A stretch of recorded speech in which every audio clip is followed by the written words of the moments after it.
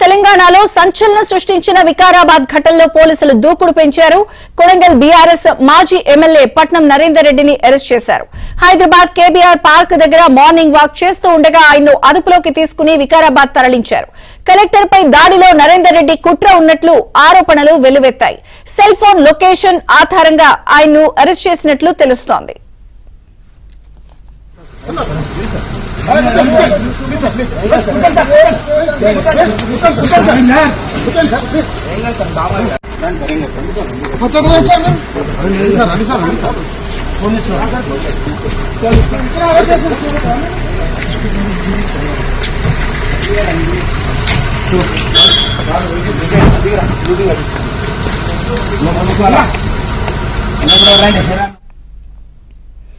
వికారాబాద్ లోని DTC centre కు పట్నం నరేందర్ రెడ్డిని పోలీసులు తరలించారు. డీటీసీ సెంటర్ నుంచి నేరుగా కోర్టులో హాజరుపరిచే అవకాశం ఉన్నట్లు తెలుస్తోంది. ప్రభుత్వ వైద్యులను నేరుగా డీటీసీ పిలిపించి వైద్య పరీక్షలు చేయిస్తున్నారు. కొడంగల్ దాడుల కేసులో కీలక సూత్రధారి పట్నం నరేందర్ రెడ్డిని పోలీసులు అదుపులోకి తీసుకున్నారు. లగచర్లలో అధికారులపై దాడి ఘటనలో ప్రధాన నిందితుడు సురేష్ పరారీలో ఉన్నాడు. అధికారులను ప్రజాభిప్రాయ సేకరణ కోసం నరేందర్ రెడ్డి అనుచరుడు సురేష్ లగచర్ల గ్రామానికి తీసుకెళ్లాడు. దాడికి ముందు సురేష్ తో పట్నం నరేందర్ రెడ్డి పలుమార్లు ఫోన్ కాల్ మాట్లాడినట్లు అధికారులు గుర్తించారు.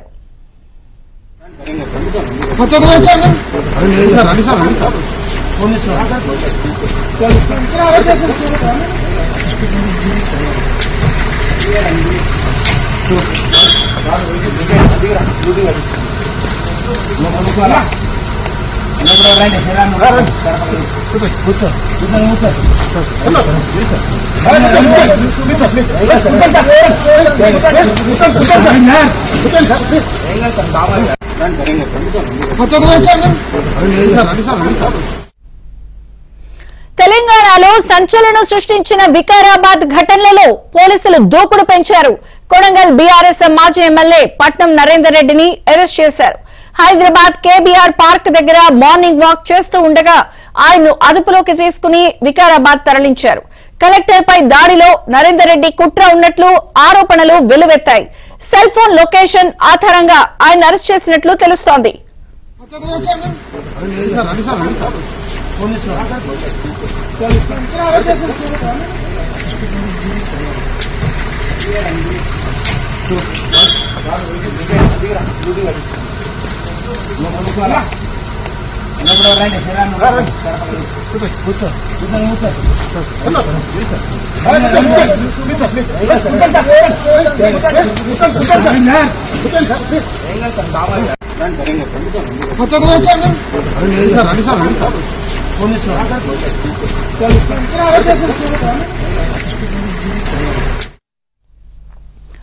వికారాబాద్ లోని డీటీసీ సెంటర్ కు పట్నం నరేందర్ రెడ్డిని పోలీసులు తరలించారు. డీటీసీ సెంటర్ నుంచి నేరుగా కోర్టులో హాజరుపరిచే అవకాశం ఉన్నట్లు తెలుస్తోంది. ప్రభుత్వ వైద్యులను నేరుగా డీటీసీ పిలిపించి వైద్య పరీక్షలు చేయిస్తున్నారు. కొడంగల్ దాడుల కేసులో కీలక సూత్రధారి పట్నం నరేందర్ రెడ్డిని పోలీసులు అదుపులోకి తీసుకున్నారు. లగచర్లలో అధికారులపై దాడి ఘటనలో ప్రధాన నిందితుడు సురేష్ పరారీలో ఉన్నాడు. అధికారులను ప్రజాభిప్రాయ సేకరణ కోసం నరేందర్ రెడ్డి అనుచరుడు సురేష్ లగచర్ల గ్రామానికి తీసుకెళ్లాడు. దాడికి ముందు సురేష్ తో పట్నం నరేందర్ రెడ్డి పలుమార్లు ఫోన్ కాల్ మాట్లాడినట్లు అధికారులు గుర్తించారు.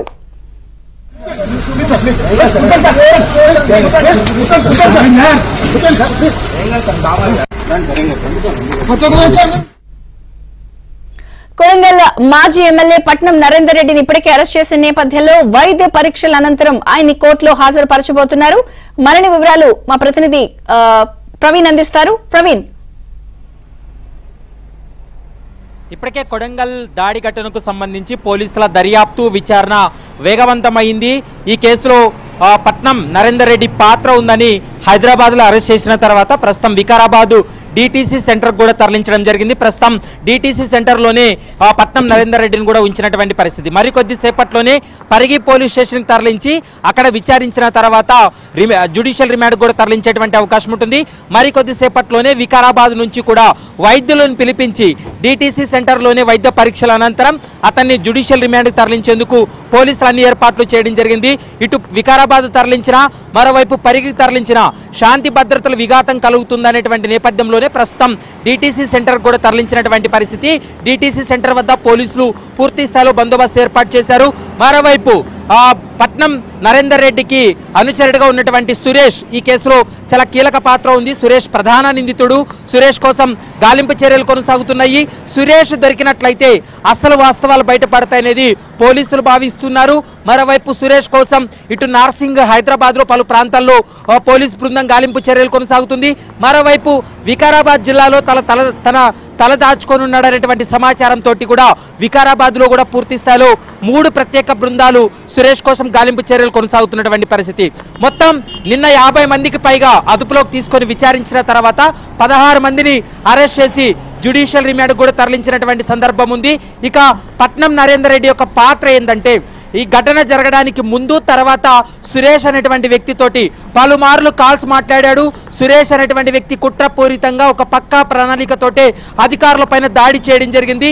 ఈ దాడికి అంతా కూడా పట్నం నరేందర్ రెడ్డికి సమాచారం ఇవ్వడం, పట్నం నరేందర్ రెడ్డి చెప్పేటువంటి ఆదేశాలు ఏవవుతాయో వాటిని ఈ దాడి సమయంలో కూడా ఇంప్లిమెంట్ చేశాడనేటువంటి అంశాన్ని పోలీసులు అయితే స్పష్టంగా చెప్తున్నారు. కాబట్టి పట్నం నరేందర్ రెడ్డిని అరెస్ట్ చేసినట్లు ఇప్పటికే పోలీసులు కూడా ప్రకటన చేసినటువంటి పరిస్థితి ఉంది. మరికొద్ది సేపట్లోనే బీఆర్ఎస్కి సంబంధించినటువంటి నాయకులు కూడా వికారాబాద్ డిటిసికి కూడా చేరుకొని అక్కడ ఆందోళన కావచ్చు, నిరసన జరిపేటువంటి అవకాశాలు అయితే కనపడుతున్నాయి.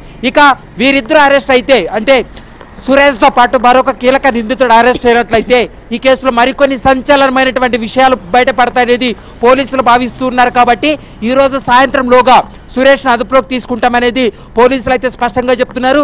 ప్రస్తుతం పట్నం నరేందర్ రెడ్డి యొక్క స్టేట్మెంట్ అయితే రికార్డ్ చేస్తున్నటువంటి సందర్భం అయితే కనపడుతుంది. విజయ చంద్రిక, ప్రధానంగా ఈ కుట్ర కోణం చుట్టూ కూడా పట్నం నరేందర్ రెడ్డి ఫార్మా కి సంబంధించిన ఎవరైతే వాళ్ళు ఉన్నారో వాళ్ళని రెచ్చగొట్టేందుకు పన్నిన వ్యూహంగా ఉన్నారు. దీనికి సంబంధించిన పూర్తి ఆధారాలు పోలీసులు మొత్తం సేకరించారా?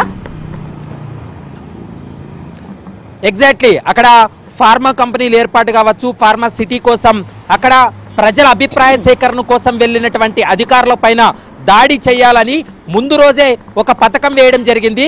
సురేష్ అనేటువంటి వ్యక్తి అధికారులను ఆహ్వానించాడు. సురేష్ అనేటువంటి వ్యక్తి వాళ్ళ ఊరికి వెల్కమ్ చేసిన తర్వాత సురేష్తో పాటు మరొక గుంపు దాదాపు 20-25 మంది గుంపు ప్రజలతో అధికారులు చర్చిస్తున్నటువంటి క్రమంలో ఒక్కసారిగా వాళ్ళపైన విరుచుకుపడడం, దాడులు చేసినటువంటి సంఘటన.